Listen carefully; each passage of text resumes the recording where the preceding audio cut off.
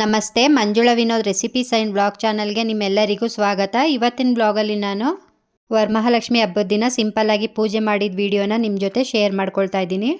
ಹಾಗೆ ಇವತ್ತು ನಮ್ಮ ಗಾರ್ಡನಲ್ಲಿ ಎಷ್ಟು ಹೂಗಳು ಬಿಟ್ಟಿದೆ ನೋಡಿ ಪೂಜೆಗೆ ಅಂತ ಹೇಳಿ. ಅಂದರೆ ಒಂದು 8 ಹೂ ಸಿಕ್ತು. ತುಂಬ ಚೆನ್ನಾಗಿತ್ತು ಹೂಗಳೆಲ್ಲ. ದಾಸವಾಳ ಮತ್ತು ಸ್ವಲ್ಪ ಒಂದೆರಡು ಗುಲಾಬಿ ಎಲ್ಲನೂ ನಮ್ಮ ಗಾರ್ಡನಲ್ಲಿ ಬಿಟ್ಟಿರೋ ಅಂಥ ಹೂಗಳನ್ನು ತೊಗೊಂಡು ದೇವ್ರ ಪೂಜೆ ಮಾಡಿದ್ರೆ ಏನೋ ಒಂಥರ ಖುಷಿ, ಹಾಗೆ ಸಂತೋಷ. ತುಂಬ ಖುಷಿ ಆಯಿತು. ಹಾಗೆ ನಮ್ಮ ಮನೆ ಮುಂದೆ ಬಾಲ್ಕನಿಲಿ ನಾನು ಯಾವ್ಯಾವ ಗಿಡಗಳನ್ನು ಹಾಕೊಂಡಿದ್ದೀನಿ ಅದನ್ನು ನಿಮ್ಮ ಜೊತೆ ಶೇರ್ ಮಾಡ್ಕೊಳ್ತಾ ಇದ್ದೀನಿ. ಒಂದು 3-4 ಶೋ ಗಿಡಗಳನ್ನು ಹಾಕ್ಕೊಂಡಿದ್ದೀನಿ. ಒಂದು ದೊಡ್ಡ ಪತ್ರೆ, ಹಾಗೆ ಒಂದೆಲಗ ಸೊಪ್ಪಿನ ಗಿಡ, ಮತ್ತು ಪೂಜೆಗೆ ತುಳಸಿ ಗಿಡ ಹಾಕ್ಕೊಂಡಿದ್ದೀನಿ, ಮತ್ತು ಮರ್ಗ. ಇಷ್ಟನ್ನು ನಾನು ಬಾಲ್ಕನಿಲಿ ಗಿಡಗಳನ್ನ ಹಾಕ್ಕೊಂಡಿರೋ ಅಂಥದ್ದು. ಬೆಳಿಗ್ಗೆ ಎದ್ದ ತಕ್ಷಣವೇ ಬಾಲ್ಕನಿಗೆ ಬಂದು ನಾನು ಈ ಗಿಡಗಳನ್ನೆಲ್ಲ ನೋಡ್ತಾ ಇದ್ದರೆ ಏನೋ ಒಂಥರ ಖುಷಿ, ಸಂತೋಷ, ಪಾಸಿಟಿವ್ ವೈಬ್ಸ್ ಬರುತ್ತೆ. ಸೊ ಹಾಗಾಗಿ ತುಂಬ ಚೆನ್ನಾಗಿ ಮೇಂಟೈನ್ ಮಾಡ್ಕೊಂಡು ಬಂದಿದ್ದೀನಿ. ಬಿಸಿಲು ಸಹ ಚೆನ್ನಾಗಿ ಬೀಳುತ್ತೆ, ಪರವಾಗಿಲ್ಲ. ಹಾಗಾಗಿ ಗಿಡಗಳೆಲ್ಲ ಚೆನ್ನಾಗಿ ಬಂದಿದೆ. ನಾವು ಮೇಲಕ್ಕೆ ಹೋಗ್ತಾ ಮೆಟ್ಲು ಮೇಲೂ ಅಷ್ಟೇ ಎಲ್ಲ ಗಿಡಗಳನ್ನ ಇಟ್ಟಿದೆ. ಇವಾಗ ತುಂಬ ಮಳೆಗಾಲ ಬೇರೆ ಅಲ್ವಾ, ಎಲ್ಲ ಮಳೆ ಬಂದು ಮಣ್ಣೆಲ್ಲ ಸಿಡಿದು ಸ್ವಲ್ಪ ಗಲೀಜಾಗುತ್ತೆ ಅಂತ ಹೇಳಿ ಮೆಟ್ಲು ಮೇಲೆ ಇದ್ದಿದ್ದ ಗಿಡಗಳನ್ನೆಲ್ಲ ತೊಗೊಂಡೋಗಿ ನಾನು ಮೇಲಿಟ್ಟಿದ್ದೀನಿ. ಎಷ್ಟು ಬೇಕು ಬಾಲ್ಕನಿಲಿ ಅಷ್ಟು ಗಿಡಗಳನ್ನ ಮಾತ್ರ ಹಾಕ್ಕೊಂಡಿದ್ದೀನಿ. ಇವಾಗ ನಾನು ಪೂಜೆಗೆ ರೆಡಿ ಮಾಡ್ಕೊಳ್ತಾ ಇದ್ದೀನಿ. ನಾನು ಪೂಜೆ ಮಾಡಬೇಕಾದ್ರೆ ಟೈಮ್ ಬಂದು 11:30 ಆಗಿತ್ತು. ಯಾಕಂದರೆ ನಾನು ಬೆಳಗ್ಗೆನೇ ಎದ್ದು ನಾನೇ ಎಲ್ಲ ಕೆಲಸಗಳನ್ನೂ ಮುಗಿಸಿ ಮತ್ತು ಸ್ವಲ್ಪ ತಿಂಡಿಗೆಲ್ಲ ರೆಡಿ ಮಾಡಿ ಆಮೇಲೆ ಮತ್ತೆ ನಾನು ಸ್ನಾನ ಎಲ್ಲ ಮಾಡಿಕೊಂಡು ಪೂಜೆ ಮಾಡೋ ಅಷ್ಟೊತ್ತಿಗೆ ಟೈಮ್ ಇಷ್ಟೊತ್ತಾಯಿತು.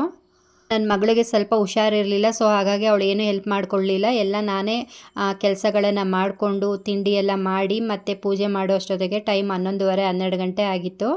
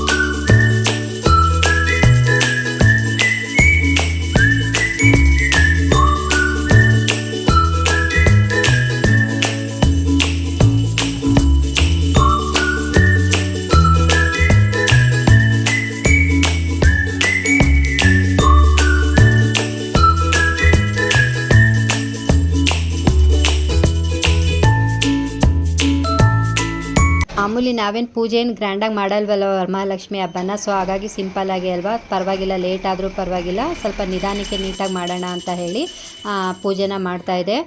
ಇದು ದೇವ್ರ ಮನೆಯಲ್ಲೆಲ್ಲ ನಾನು 1-2 ದಿನ ಮುಂಚೆನೇ ಕ್ಲೀನ್ ಮಾಡಿ ಇಟ್ಕೊಂಡಿದ್ದೆ. ಸೊ ಇವಾಗ ಪೂಜೆಗೆ ಎಲ್ಲ ನನಗೆ ಈಸಿ ಆಯಿತು ಮಾಡೋದಕ್ಕೆ ಅಂತ ಹೇಳಿ ಈ ಸಲ ವರಮಹಾಲಕ್ಷ್ಮಿ ಹಬ್ಬಕ್ಕೆ ಕಳಸ ಇಡೋಣ ಅಂತ ಹೇಳಿ ಇಟ್ಟಿದೆ. ಕಾಯೆಲ್ಲ ಏನು ಇಟ್ಟಿರಲಿಲ್ಲ. ನಮ್ಮನೆ ದೇವರು ಆಂಜನೇಯ ಆಗಿರೋದ್ರಿಂದ ನಾವು ಆಂಜನೇಯಂಗೆ ಬರೀ ಎಳೆ ಕಳಸ ಮಾತ್ರ ಇಡೋದು. ಸೊ ಹಾಗಾಗಿ ಸಿಂಪಲ್ಲಾಗಿ ಕಳಸ ಇಟ್ಟು ಮತ್ತು ದೀಪ ಹಚ್ಚಿ ನೈವೇದ್ಯಕ್ಕೆ ಬಾಳೆಹಣ್ಣು ಇಟ್ಟು ಪೂಜೆ ಮಾಡಿದ್ದೆ.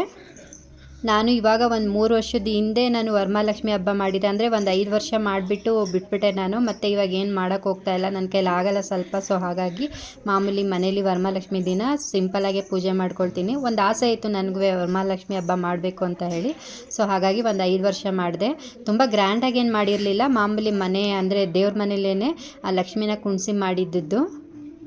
ತುಂಬ ಖುಷಿಯಾಯಿತು. ಬೇಗನೆ ಪೂಜೆ ಮುಗಿದಿದ್ದು. ಯಾಕಂದರೆ ನಾನು ಯಾವಾಗಲೂ ಸಂಜೆನೇ ಪೂಜೆ ಮಾಡೋದು. ಬೆಳಗ್ಗೆ ಕೆಲಸಗಳನ್ನೆಲ್ಲ ಮುಗಿಸ್ಕೊಂಡು ಅಡುಗೆ ಮಾಡಿ ಆಮೇಲೆ ಸಂಜೆ ಪೂಜೆ ಮಾಡ್ತೀನಿ. ಸೊ ಇವತ್ತು ಹಬ್ಬದ ದಿನ ಬೇಗನೆ ಪೂಜೆ ಮಾಡಿದ್ದು, ಅಂದರೆ 11:30ಗೆ ಪೂಜೆ ಮಾಡಿದ್ದು. ತುಂಬ ಖುಷಿಯಾಯಿತು. ಏನೋ ಒಂಥರ ಪಾಸಿಟಿವ್ ವೈಬ್ಸ್ ಇತ್ತು ಮನೇಲಿ. ಸರಿ ಫ್ರೆಂಡ್ಸ್, ನಮ್ಮ ಮನೇಲಿ ಪೂಜೆ ಮುಗೀತು. ಎಲ್ಲರಿಗೂ ವರಮಹಾಲಕ್ಷ್ಮಿ ಹಬ್ಬದ ಶುಭಾಶಯಗಳು. ದೇವರು ಎಲ್ಲರಿಗೂ ಆರೋಗ್ಯ, ಆಯಸ್ಸು, ಸಂಪತ್ತನ್ನು ಕೊಟ್ಟು ಕಾಪಾಡಲಿ ಅಂತ ಹೇಳಿ ಕೇಳ್ಕೊಳ್ತೀನಿ. ಇವತ್ತು ವರಮಹಾಲಕ್ಷ್ಮಿ ಹಬ್ಬದ ದಿನ ನಿಮ್ಮ ಜೊತೆ ಇನ್ನೊಂದು ಖುಷಿ ವಿಚಾರ ಹಂಚ್ಕೋಬೇಕು ಅಂತ ಇದ್ದೀನಿ. ಏನಂತಂದರೆ ನಂದು 2 ವಿಡಿಯೋ 1K ವ್ಯೂಸ್ ಹೋಗಿದೆ. ಸೊ ಹಾಗಾಗಿ ತುಂಬ ಖುಷಿ ಆಗ್ತಿದೆ. ಒಂದು ಮೈಸೂರು ಕ್ರೇಪ್ ಸಿಲ್ಕ್ ಸೀರೆದು ಮತ್ತು ಇನ್ನೊಂದು ಮಿಕ್ಸ್ ತರಕಾರಿ ಸಾಂಬಾರು ಮಾಡಿದ್ದೆ. ಅದು 2 1K ವ್ಯೂಸ್ ಹೋಗಿದೆ. ತುಂಬ ಖುಷಿ ಆಗ್ತಾಯಿದೆ. ಹೀಗೆ ಸಪೋರ್ಟ್ ಮಾಡಿ ಅಂತ ಕೇಳ್ಕೊಳ್ತೀನಿ. ಸರಿ ಫ್ರೆಂಡ್ಸ್, ಈ ವ್ಲಾಗ್ನ ಇಲ್ಲಿಗೆ ಎಂಡ್ ಮಾಡ್ತೀನಿ. ಮತ್ತೆ ಸಿಗ್ತೀನಿ Manjula Vinod recipes and blog ಚಾನಲ್ನಲ್ಲಿ. ನಿಮ್ಗೆ ಏನಾರು ಈ ಚಾನಲ್ ಇಷ್ಟ ಆಗಿದ್ರೆ ಪ್ಲೀಸ್ ಒಂದು ಲೈಕ್ ಕೊಡೋದನ್ನು ಮರಿಬೇಡಿ. ಹಾಗೆ ಶೇರ್ ಮಾಡಿ, ಕಮೆಂಟ್ ಮಾಡಿ, ಸಬ್ಸ್ಕ್ರೈಬ್ ಮಾಡ್ಕೊಂಡು ನೋಡಿ. ಬಾಯ್.